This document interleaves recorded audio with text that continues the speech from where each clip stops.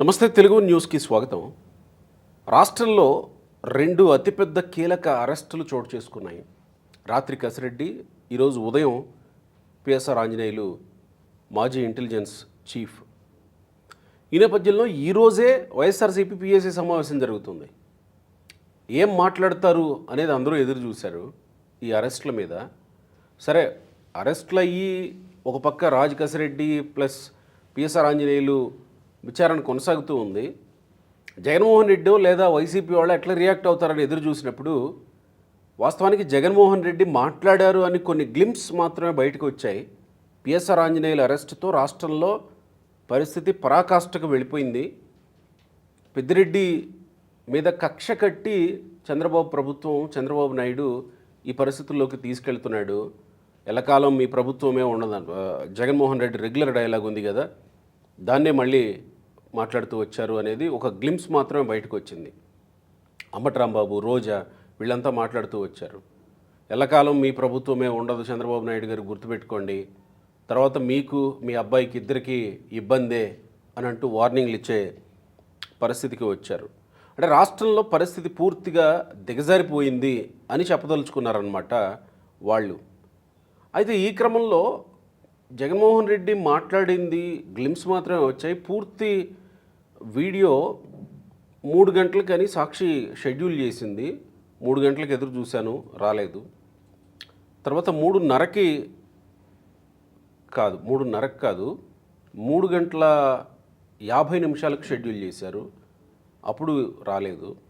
ఈ వీడియో 4 గంటలకు మొదలుపెట్టాం, ఇప్పటికీ ఇంకా ఓపెన్ అవ్వలేదు. మరి ఎందుకు దాన్ని రిలీజ్ చేయడానికి వెనుకాడుతున్నారో అర్థం కాలేదు. బట్ రాష్ట్రంలో అయితే పరిస్థితులు పరాకాష్ఠగా పోయాయి అంటున్నారు జగన్మోహన్ రెడ్డి. ఎందుకు కూటమి ప్రభుత్వం ఇంత పరాకాష్ఠ పరిస్థితికి వెళ్ళిపోయింది? పిఎస్ఆర్ ఆంజనేయులను అరెస్ట్ చేయడం, రాజ్ కసిరెడ్డిని అరెస్ట్ చేయడం కక్షపూరితంగా వెళుతోంది అనేది వాళ్ళు చెప్పదలుచుకున్నది. కంప్లీట్ డైవర్షన్ పాలిటిక్స్ చేస్తుంది ప్రస్తుత కూటమి ప్రభుత్వం అనేది అంబటి రాంబాబు లాంటి వాళ్ళు చెప్తున్నది. తెలుగుదేశం పార్టీ నాయకులు శరత్ చౌదరి గారు ఉన్నారు మనతో, మాట్లాడదాం. నమస్కారం శరత్. నమస్కారం గోపి గారు. ఎందుకు ఇంత డైవర్షన్ పాలిటిక్స్ తీసుకొని పరాకాష్ఠకి తీసుకెళ్లాల్సిన అవసరం ఏమొచ్చింది? ఒక మాజీ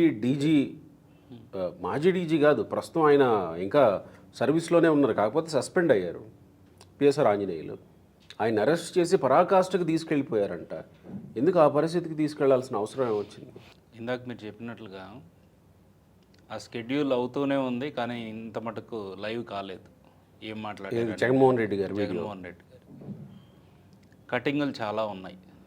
ఆ వీడియో కట్లు చాలా ఉంటే అవన్నీ అతికించుకొని ఫైనల్గా మీకు ఇప్పుడు 4 అయింది కదా, 5 గంటలకు రిలీజ్ చేస్తారు. ఊరుకోండి సార్, మరి పిఎస్సి ప్రెస్ మీట్ అంటే సరే మీరేదో మాట్లాడారు అనుకుందాం, పిఎస్సి సమావేశంలో కూడా కటింగ్లు ఉంటాయా? అన్నిట్లో ఉంటాయండి. పిఏసీలో ఏమేమి మాట్లాడారు అనే దాని మీద కూడా మ్యాక్సిమం ఏవి బయటకు వదలాలి, ఏవి వదలకూడదు అని అనేవి ఏడుపు సన్నివేశాలన్నీ కత్తిరించి అగ్రెసివ్గా మాట్లాడినవి మాత్రమే వదులుతారు. ఏడుపు సన్నివేశాలు కూడా ఉంటాయి. కంటిన్యూస్గా 2-3 గంటలు తీసిన వీడియో ఎక్కడా కూడా వదలరు. అందులో ఎటువంటి ఇది లేదు, మీరు డౌట్ పెట్టుకోవాల్సిన అవసరం లేదు. పిఎస్సి సమాచారం అయిపోయిన తర్వాత అంబటి రాంబాబు గారు, రోజా గారు వీళ్ళందరూ మాట్లాడారు అక్కడి నుంచే. ఆ ప్రెస్ మీట్లు అయితే రిలీజ్ అయినాయి కదా, కరెక్ట్, తాడేపల్లి నుంచే మాట్లాడారు, లైవ్ అది వాళ్ళు మాట్లాడింది కదా. మరి జగన్మోహన్ రెడ్డి పిఎస్సి సమావేశంలో మాట్లాడింది బయటికి రాలేదు అని అంటే అందులో ఎన్ని కటింగ్లు ఉన్నాయి అని అనేది ఆలోచించు. ఓన్లీ జస్ట్ గ్లింప్స్ మాత్రమే, ఓన్లీ గ్లింప్స్ అంతే. ఇక దాంతోపాటు ఇందాక మీరు చూసినట్లయితే షెడ్యూల్డ్ దాంట్లో ఒక టైటిల్ పెట్టారు, ఇక యుద్ధమే మనం వచ్చేస్తున్నాం అని చెప్పి. ఆయన జనవరి నుంచి వస్తానే ఉన్నాడు, సంక్రాంతికి వస్తానని అన్నాడు, సినిమా వచ్చింది, సంక్రాంతికి వస్తున్నాం అని సినిమా, ఈయన రాలా. తర్వాత ఉగాది అయిపోయింది, ఇప్పుడు శ్రీరామనవమి అయిపోయింది, మళ్ళీ తొందరలో దసరాలు ఇవి కూడా వచ్చేస్తున్నాయి. ఇంకా ఆయన వచ్చేదైతే లేదు. కేవలం బయటికి ఓన్లీ ఏదైనా శవాలు కనిపించినప్పుడు రావటం, లేదు అంటే ఎవరన్నా అరెస్ట్ అయినప్పుడు రావటం తప్ప జగన్మోహన్ రెడ్డి చేసేది ఏమీ లేదు. రాష్ట్రంలో ఇప్పుడు ఏదో పరిస్థితులు ఇక దిగజారిపోయాయి, ఈ రోజు పరాకాష్ఠకు ఇప్పుడు వెళ్ళిపోయాయి. మీరు అడిగిన టాపిక్లోకి వచ్చే పని అయితే ఇప్పుడు ఏమన్నా వస్తారేమో మరి బయటికి. ఇప్పుడు నేను ఒక చిన్న విషయంతో మీకు మీ క్వశ్చన్కి క్లారిటీ వదలుచుకున్నాను. సరే, 5 సంవత్సరాలు జగన్మోహన్ రెడ్డి పరిపాలనలో లేదా అంతకుముందు వారి తండ్రి గారు వైఎస్ రాజశేఖర రెడ్డి గారి పరిపాలనలో ఎంతమంది ఆఫీసర్లు జైలు పాలయ్యారు? తెలుగుదేశం పార్టీ ఇప్పటికి 4 పర్యాయాలు ముఖ్యమంత్రి పదవి చేసింది. ఎన్టీ రామారావు గారి హయాంలో కావచ్చు, తర్వాత 3 సార్లు చంద్రబాబు గారి హయాంలో, ఇది 4వసారి. ఈ క్రమంలో ఎంతమంది ఐఏఎస్ ఐపీఎస్లు జైలు పాలయ్యారు? సింపుల్. సో దాన్ని బట్టి ఎవరు ఐఏఎస్లని ఐపీఎస్లని తప్పుదోవ పట్టించి వారి సొంత పనులు సొంత కార్యాలు కోసం వాళ్ళని బలిపోసంలు చేస్తున్నారనేది మనకి ఇక్కడ క్లియర్గా అర్థమవుతుంది. రూల్ ఆఫ్ లా అనేది ఎవరి హయాంలో ప్రాపర్గా జరుగుతుంది, ఎవరి హయాంలో రూల్ బుక్ని ఐఏఎస్లు ఐపీఎస్లు పాటిస్తున్నారు, ఎవరి హయాంలో తొంగలో తొక్కుతున్నారు అనేది దీన్ని బట్టి మనకు అర్థమవుతుంది. ఇక ఇవాళ అరెస్ట్ అయిన పిఎస్ఆర్ ఆంజనేయులు గారు, ఆయన మీరు అన్నట్లుగా డీజీ స్థాయి మనిషి, కానీ అధికారాన్ని అడ్డం పెట్టుకొని జగన్మోహన్ రెడ్డి తనని ఉపయోగించుకొని ఒక పావులాగా ఎన్ని అకృత్యాలకు పాల్పడ్డాడు అనేది గత 5 సంవత్సరాల్లో చూస్తే, ఆయన సిఐడి చీఫ్గా ఉన్నప్పటి నుంచి, ఏసీబీ హెడ్గా ఉన్నప్పటి నుంచి, లాస్ట్లో ఇప్పుడు ప్రస్తుతం అది ఇంటెలిజెన్స్ చీఫ్గా జగన్మోహన్ రెడ్డి ప్రభుత్వం అయిపోయే టైంలో అప్పుడు వరకు ఉన్నది చూస్తే, కోడెల శివప్రసాద్ గారు అసెంబ్లీలో పర్మిషన్ అన్నీ తీసుకొని ఫర్నిచర్ తీసుకొచ్చుకుంటే, ఫర్నిచర్ దొంగ అని ముద్ర వేసి ఆయన మనక్షోభకి గురయ్యేటట్లుగా చేసి ఆయన సూసైడ్ చేసుకునేటట్లుగా చేసుకున్నారు. అది ఎవరి హయాంలో జరిగింది? ఈ పిఎస్ఆర్ ఆంజనేయులు హయాంలోనే జరిగింది. ఆయన మీద కొన్ని ఆరోపణలు కూడా ఉన్నాయి, మహిళలతోటి అసభ్యంగా ప్రవర్తిస్తాడు అనేది. కానీ గుంటూరులో ఉన్నప్పుడు బాగా చేశాడు చంద్రబాబు హయాంలో. చంద్రబాబు ఆదేశాల ప్రకారం చక్కగా నడుచుకున్నటువంటి ఆఫీసర్గా మంచి పేరుంది అనేది కూడా కొంతమంది చెప్తుంటే విన్నాను సార్ నేను. అంటే తర్వాత, అంటే నేను అనేది ఓన్లీ జగన్మోహన్ రెడ్డి గారి హయాంలో ఏం ఓకే, జరుగుతుంది అంటే జగన్మోహన్ రెడ్డికి ముందు ఇది చంద్రబాబు హయాంలో, చంద్రబాబు నాయుడు గారి హయాంలో ఎవరైనా సరే వాళ్ళ రూల్ బుక్ వాళ్ళు పాటించాల్సిందే. ఎక్కడ కూడా అవుట్ ఆఫ్ ద వే వెళ్ళే సిచ్యువేషన్ చంద్రబాబు గారు ఎవరు, కంట్రోల్లో ఉండాలి అనేది వాళ్ళకు కూడా ఒక క్లారిటీ ఉంటుంది. ఇక్కడ వచ్చేసరికి ఇక ముంబై నటి జత్వానీ విషయమే తీసుకోండి. ఇందాక మీరు చెప్పినట్లుగా ఒక గ్లింప్స్లో జత్వానీని అడ్డం పెట్టుకొని జిందాల్ని ఏదో చేయాలని చూస్తున్నారు ప్రభుత్వం అని ఒకటి వచ్చింది, ఒక చిన్న గ్లింప్స్ వచ్చింది. జగన్మోహన్ రెడ్డి ఇలాగా పిఎస్సి మీటింగ్లో చెప్పారు అని. దీనికి ఆల్రెడీ మనం ఒక నెల వెనక ఒక సమ్మిట్లో జిందాల్ గారు చంద్రబాబు గురించి ఏం మాట్లాడారు అనేది మనం మాట్లాడుకున్నాం. జిందాల్ అనే వ్యక్తి పేరు ఎక్కడా కూడా ఈ కేసులో లేదా నిందితుల లిస్టులో ఎక్కడా లేదు. కాదంబరి జత్వానీ విషయంలో అయితే తనని మానసికంగా ఇబ్బంది పెట్టి వారి కుటుంబ సభ్యులందరినీ తప్పుడు కేసులు ఇరికిచ్చి వీటీపీఎస్ గెస్ట్ హౌస్లో నిర్బంధించి ఏ విధంగా 40 రోజులకి పైగా జైల్లో ఉంచారు అనే దాని మీద ఆ కేసు, ఆ తప్పుడు కేసు, దానికి సంబంధించి ఈరోజు అరెస్ట్ చేశారు. ఇవే కాకుండా ఎప్పుడైతే పిఎస్ఆర్ ఆంజనేయులు సస్పెన్షన్కి గురయ్యారో, సస్పెన్షన్లో కొన్ని రూల్స్ ఉంటాయి. ఏమనంటే స్టేట్ దాటి వెళ్ళకూడదు, అంటే ఎగ్జాక్ట్గా చెప్పాలంటే విజయవాడ సిటీ దాటి బయటికి వెళ్ళకూడదు. ఆయన డైలీ వచ్చి, ఎందుకంటే జీతం ఇస్తున్నారు, గవర్నమెంట్ జీతం ఇస్తుంది, సస్పెన్షన్లో కూడా కొంత వేతనం అనేది ఇచ్చేటప్పుడు రోజు వచ్చి డీజీపీ కార్యాలయంలో రిపోర్ట్ చేయాలి, అక్కడున్న రూమ్లో కూర్చోవాలి. నీకు పని ఇచ్చినా ఇవ్వకపోయినా నువ్వు చేయాల్సిన మినిమం బాధ్యత అది. గవర్నమెంట్, జగన్మోహన్ రెడ్డి గవర్నమెంట్ పోయి 10 నెలల పైన అవుతున్నా కూడా, సస్పెన్షన్ అయినా కూడా ఇంకా కూడా ఇతనికి చెమ కుట్టినంత కూడా లేకుండా హైదరాబాద్ వచ్చి జగన్మోహన్ రెడ్డికి సంబంధించిన వ్యవహారాలన్నీ చక్కబెట్టుతూ వైఎస్ఆర్సీపీలో ఎవరెవరైతే అరెస్ట్ అవుతారో వాళ్ళకి ఎవరెవరికైతే నోటీసులు వస్తాయో వాళ్ళందరికీ మీరు పలానా స్టేట్మెంట్ రాస్తే ఇందులో నుంచి బయటపడవచ్చు ఇలాంటి సలహాలు ఇచ్చే కార్యక్రమం పెట్టుకున్నాడు హైదరాబాద్లో వచ్చి. గత 3 రోజుల నుంచి ప్రభుత్వం ఈ విషయాన్ని చాలా సీరియస్గా తీసుకుంది. ఎందుకంటే తను ఒక గవర్నమెంట్కి సంబంధించిన ఎంప్లాయ్, ఐపీఎస్ ఆఫీసరు, సస్పెన్షన్లో ఉన్న మనిషి. ఆయన చేయాల్సింది ఏంటి? వచ్చి ఆఫీస్లో కూర్చోవటం, నెల నెలా జీతం తీసుకోవటం, సస్పెన్షన్ ఎత్తేసిన తర్వాత ఆయన విధుల్లోకి ఆయన వెళ్ళటం. అంటే ఇప్పుడు కూడా మాజీ ముఖ్యమంత్రి కోసం పనిచేస్తున్నాడు. ఇప్పుడు కూడా పొద్దున అరెస్ట్ చేసే 6 గంటల ముందు కూడా కసిరెడ్డి అనే వ్యక్తి ఎవరైతే మద్యం కేసులో అదుపులోకి తీసుకోబట్టారో ఆయనకి సలహాలు ఇచ్చిన వ్యక్తి పిఎస్ఆర్ ఆంజనేయులు. ఏది గోవా నుంచి హైదరాబాద్ నుంచి చెన్నై నుంచి విదేశాలకు వెళ్ళు, ఇలాంటివన్నీ పేరు మార్చుకొని ఒక ఫేక్ ఐడి ఒకటి తీసుకో, ఇలాంటి ఒక బీయింగ్ ఏ పోలీస్ ఆఫీసర్ ఎలాంటి ఐడియాలు ఇవ్వాలి, ఎలా తప్పించాలి అనేది క్షుణ్ణంగా అలాలో అంటే డీజీ స్థాయి అంటే ప్రతిదీ ఇన్ అండ్ అవుట్ తెలిసి ఉంటుంది కదా. సో ఆ తెలిసిన ఈ మంచి కోసం కాకుండా ఒక పార్టీలో ఉన్న అరాచక శక్తుల్ని కాపాడేందుకు వాడుతున్నాడు ఇతను. సో ఎవరెవరికైతే ఇప్పుడు రఘురామకృష్ణరాజు గారి కస్టోడియల్ టార్చర్ కేసే తీసుకోండి, అందులో ప్రభావతి గారు కావచ్చు, సమ్ XYZ ఇంకా ఎవరెవరైతే నోటీసులు ఇచ్చారో వాళ్ళందరికి కూడా ఆ నోటీస్కి ఈ విధంగా అయితే మీరు రిప్లై ఇస్తే పోలీసు వాళ్ళు ఏం చేయరు, ఏ లాయర్లను పెట్టాలి, ఏ లాయర్లను పెట్టాలి, డబ్బులు కూడా ఇతనే ఇస్తున్నాడు లాయర్లకి. ఇతనికి ఈ వైసీపీ కోటరీ నుంచి డబ్బులు తీసుకొని వాళ్ళకి డబ్బులు సీక్రెట్గా సప్లై చేయడం కూడా ఇతనే చేస్తున్నాడు హైదరాబాద్లో కూర్చొని. ఇక ఆయన ఏ ఎక్స్టెంట్కి బరి తెగిస్తే ఇట్లాంటివన్నీ జరుగుతున్నాయి అర్థం చేసుకోండి.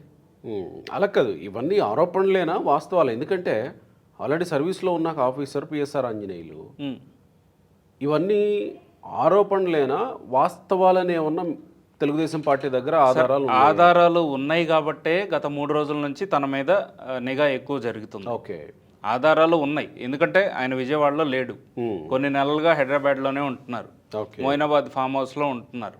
నిన్న అక్కడ మొయినాబాద్ ఫామ్ హౌస్లో చుట్టుపక్కల కొద్దిగా పోలీస్ కదలికలు ఉన్నాయి అని గ్రహించి బేగంపేటకి వెళ్ళి బేగంపేటలో వాళ్ళ బంధువుల ఇంటికి వెళ్ళారు. ఈయన వెళ్ళిన తర్వాత అక్కడికి కూడా వెళ్ళి అక్కడ నుంచి ఇంకా వీళ్ళు అరెస్ట్ చేయడం జరిగింది పోలీసులు. గత కొన్ని నెలలుగా ఇవన్నీ మాకు తెలియదు సార్.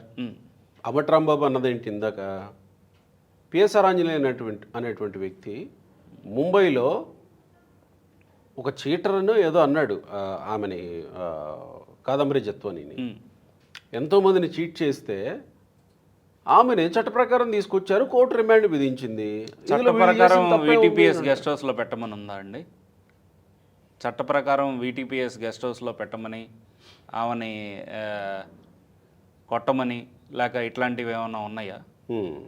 చట్ట ప్రకారం వీళ్ళు ఏ చట్టం ఉందని చెప్పి అప్పటికప్పుడు ఎఫ్ఐఆర్ కంటే ముందే వీళ్ళు ఫ్లైట్ టికెట్లు బుక్ చేసుకున్నారు? చట్టం చెప్పిందా అది? ఎఫ్ఐఆర్ వేయకముందు, కేసు కట్టకముందు మీరు ఫ్లైట్ టికెట్లు బుక్ చేసుకోండి, మీరు అక్కడికి చేరిన తర్వాత ఇక్కడ ఎఫ్ఐఆర్ రాద్దాము అని ఏ చట్టం చెప్పింది? ఆల్రెడీ విశాల్ గున్ని స్టేట్మెంట్ ఇచ్చిన తర్వాత అంబటి రాంబాబు ఇలా ఒక రకంగా బుకాయించడమే. అది బుకాయించడంలో పార్టీలో ఉన్న ప్రతి నేతకి ఫస్ట్ క్వాలిఫికేషన్ అదే, బుకాయించడం. ఇప్పుడు తాడేపల్లి జగన్మోహన్ రెడ్డి నివాసానికి క్యాంప్ ఆఫీస్కి పిలిపించుకొని పిఎస్ఆర్ ఆంజనేయులు మాట్లాడాడు అనేది విశాల్ గున్ని ఆల్రెడీ ఇచ్చిన స్టేట్మెంట్ కదా. ఇంత క్లియర్గా ఉంటే వీళ్ళు మీడియా ముందుకు వచ్చి అంత చట్ట ప్రకారమే జరిగింది కదా, ఇంకెక్కడుంది ఇక్కడ డైవర్షన్ పాలిటిక్స్లో భాగంగా ఎట్లా చేశారు అని అంటారు. వైఎస్ఆర్సీపీలో పై నాయకుడు నుంచి కింద అట్టడుకున్న గ్రామస్థాయి నాయకుల దాకా ప్రతి ఒక్కరికి తెలిసిన ఫస్ట్ అండ్ బేసిక్ క్వాలిఫికేషన్ ఏంటంటే బుకాయించడం. అది కాకుండా ఏంటంటే వీళ్ళు పిఎస్ఆర్ ఆంజనేయులుని అడ్డం పెట్టుకొని వైఎస్ జగన్మోహన్ రెడ్డి అండ్ ఆ కోటరీ సజ్జల రామకృష్ణారెడ్డి కావచ్చు, వీళ్ళందరూ కంప్లీట్గా ఏ కేసుకి ఏ విధంగా టార్చర్ చేయొచ్చు అనేది ముందే ప్లాన్ వేసుకునేవాళ్ళు ఆ కోటరీలో. ఉమ్. రఘురామకృష్ణరాజు గారి విషయంలో కూడా చూస్తే ఎలా చేయొచ్చు, ఏ విధంగా థర్డ్ డిగ్రీ అనేది ఎంత చిత్రహింసలు పెట్టచ్చు, బయటకు తెలియకుండా ఎంత క్రూరంగా ఒక మనిషిని టార్చర్ చేయొచ్చు, ఇవన్నీ ఇతను స్కెచ్ గీసి ఇచ్చేవాడు. పిఎస్ఆర్ ఆంజనేయులు అనే వ్యక్తి స్కెచ్ గీసి ఇచ్చిన తర్వాత మిగిలిన వాళ్ళు అమలు చేసేవారు. అంత పెద్ద ఎంపీ స్థాయిలో ఉన్న వ్యక్తిని చిత్రహింసలు పెట్టి కొట్టి గుండెల మీద ఎక్కి కొడుతూ ఉంటే సునకానందం పొందుతూ వీడియో చూపిస్తూ లైవ్, అవన్నీ ఇతని డైరెక్షన్లో జరిగినాయి. సో ఇలాంటి మనిషిని అరెస్ట్ చేస్తే ఇదేదో దాన్ని ఏమంటారు, చాలా మంచి మనిషి, చాలా శుద్ధపూస ఇతను, అలాంటి మనిషిని తీసుకొచ్చి జైల్లో వేస్తారా, లేదు అంటే అరెస్ట్ చేస్తారా, ఇది పోలీస్ డిపార్ట్మెంట్కే ఒక మాయని మచ్చ, అట్లాగా ఇట్లాంటి రాంగ్ స్టేట్మెంట్స్ ఇవ్వడం అనేది కరెక్ట్ కాదు. సార్ పివి సునీల్ కుమార్ వంతు కూడా వస్తుందా ఇక్కడ? వస్తుందండి ఖచ్చితంగా. ఎందుకంటే ఆయన ఇప్పుడు బెయిల్లో ప్రొటెక్షన్లో ఉన్నట్లున్నారు కదా. ఇతను కనీసం ఏ విధంగా తప్పించుకోవచ్చు అని ఆరితేరున్నాడు కాబట్టి ఇప్పుడు దాకా బెయిల్ పిటిషన్ కూడా అప్లై చేయలే పిఎస్ఆర్ ఆంజనేయులు అనే వ్యక్తి. ఇప్పుడు దాకా బెయిల్ కూడా అప్లై చేయలేదు. ఈవెన్ కోర్టు కూడా క్రాంతిరాణా టాటా గారిని, విశాల్ గున్ని వాళ్ళిద్దరికీ బెయిల్ పిటిషన్ చేసేటప్పుడు పిఎస్ఆర్ ఆంజనేయులకి బెయిల్ ఇవ్వలేదు, ఆయన అప్లై కూడా చేయలేదు కదా, మరి మీరు ఎందుకు అరెస్ట్ చేయలేదు అని కోర్టే చెప్పింది. అయినా కూడా ఆ రోజు నుంచి ఈ రోజు దాకా కూడా ఈయన బెయిల్ పిటిషన్ కానీ ఏమి అప్లై చేసుకోకపోగా ఇందాక చెప్పినట్లుగా హైదరాబాద్ వచ్చి ఈ పంచాయతీలన్నీ చేస్తా కూర్చున్నాడు. అంటే ఒక రకంగా ఎవరిని వదిలిపెట్టేది లేదు, ఎంత పెద్ద తలకాయలైనా డెఫినెట్గా చేరాల్సిన గమ్యస్థానాలకు చేర్చుతామని సందేశం ఇచ్చినట్టేనా మీరు? ఎవరిని వదిలిపెట్టేది లేదు అని అంటే అక్కడ మళ్ళీ ఇంకో కరెక్షన్, తప్పు చేసిన వాళ్ళని ఎవరిని వదిలిపెట్టేది లేదు. ఓకే, తప్పు చేసిన వాళ్ళని చట్టాన్ని అధిగమించి సొంత ప్రయోజనాల కోసం, వ్యక్తిగత కక్షల కోసం ఏ అయితే లాస్ట్ 5 సంవత్సరాల్లో చేశారో వాళ్ళని వదిలిపెట్టే సమస్య అయితే ఉండదు. వాళ్ళు దాన్ని అది రెడ్ బుక్ అనుకున్నా ఇంకేదనుకున్నా మాకు అభ్యంతరం లేదు. కానీ వాళ్ళకి అంత కాన్ఫిడెన్స్ ఎక్కడి నుంచి వస్తుంది? ఈ 4 సంవత్సరాలే మహా అయితే రాసి పెట్టుకోండి, గుర్తుపెట్టుకోండి, చంద్రబాబు నాయుడు గారు మీరు మీ అబ్బాయి లోకేష్ మీ ఇబ్బంది పడతారు జాగ్రత్త అని వార్నింగ్లు ఇచ్చే కాన్ఫిడెన్స్ ఎక్కడి నుంచి వస్తుంది? సార్ భయం నుంచి వచ్చిన మాటలు సార్ అవి. కాన్ఫిడెన్స్ లేదు, ఇంకేం లేదు అందులో. ఏ రోజు ఎవరిని అదే సిచ్యువేషన్లో చూడాల్సి వస్తుందా, ఏ రోజు ఎవరు జైలుకి వెళ్ళాల్సి వస్తుందా అనే భయంతో వచ్చిన మాటలు అవి. కాన్ఫిడెన్స్ తోటి కాదు, ఓవర్ కాన్ఫిడెన్స్ అంతకంటే కాదు. వాళ్ళకేంటంటే వాళ్ళ క్లారిటీ ఉంది. మళ్ళీ అక్కడ నెక్స్ట్ ఎలక్షన్స్ టైంకి అక్కడ నాయకులు ఎవ్వరూ ఉండే పరిస్థితి కూడా ఉండదు. కాకపోతే ఏంటంటే ఉన్న కొంతమందిలో తాడేపల్లి ఆఫీస్ నుంచి స్క్రిప్ట్ రావటం, ఆ స్క్రిప్ట్ని యాస్టీస్గా చదవటం మాత్రమే వాళ్ళకి తెలుసు కాబట్టి అక్కడ వచ్చిన స్క్రిప్టే ఇక్కడ వీళ్ళు చదువుతుంటారు. ఒక పక్క విజయసాయిరెడ్డి మొత్తం బట్టలు విప్పుతాను అంటున్నాడు, నేను సహకరిస్తాను అంటున్నాడు. ఇంకో పక్క ఈరోజే అమిత్ షాతో చంద్రబాబు భేటీ అయ్యారు. సో వాళ్ళ నాయకుడేమో నేను ఎక్కడున్నా బట్టలు ఇప్పేస్తాను అని అంటాడు, ఈయనేమో మిగిలిన సగం బట్టలు నేను ఇప్పుతానని నేను అంటాడు. వాళ్ళకి అదొక ఫ్యాంటసీ అయిపోయిందండి ఆ పార్టీలో ఉన్న వాళ్ళందరికీ.